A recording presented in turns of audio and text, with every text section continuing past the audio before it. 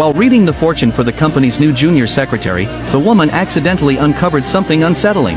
She realized that the unborn baby in the secretary's womb actually shared a blood relationship with her own husband. The discovery left her utterly stunned. After all, in their 5 years of marriage, her husband had always treated her with deep affection. She simply couldn't believe he would betray her. Her husband hurried to offer an explanation, insisting there was no way the woman could have crossed any boundaries. He then angrily threw the young secretary out of the office. Seeing his calm expression and how his eyes showed no sign of guilt, the woman began to doubt whether she had misread the fortune. But when she stepped out of the office, she saw the pregnant secretary being dismissed by her husband. That finally eased the doubts in her mind. Yet the next day, while she was doing a feng shui reading for someone else, the client suddenly asked if her love life had been rocky lately. At first, she didn't understand what the client meant, until the client pulled out a photo for her to see, claiming to have seen her husband fooling around with another woman in the park. Her face froze in disbelief. She never imagined her husband would actually betray her. She had been blessed with extraordinary spiritual talents since childhood, and to overcome her destined love tribulation, she chose to marry the fallen heir of the Wen family. Under her fortune-enhancing influence, the Wen family rose to become the wealthiest in New York in just 5 years. But to bear the weight of such overwhelming prosperity, a price had to be paid. She was destined never to have children. And a love goo had been planted within her body.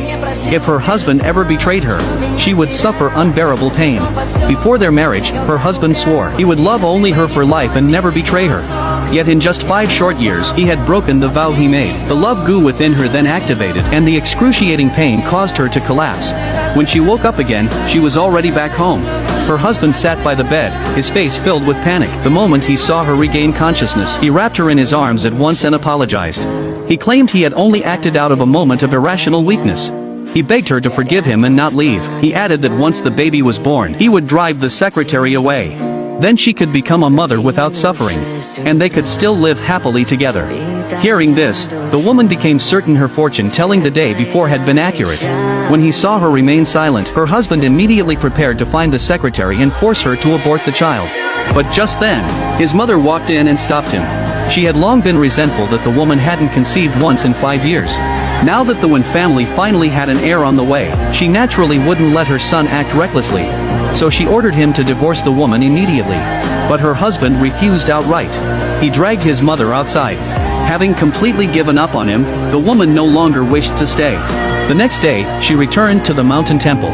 When her husband didn't see her for several days, he eventually came looking for her. In front of the Grandmaster, he swore he had never fallen out of love. He said that once the child was born, he would cut ties with the secretary immediately. This scene happened to be witnessed by the woman. The moment he saw her, he was overjoyed.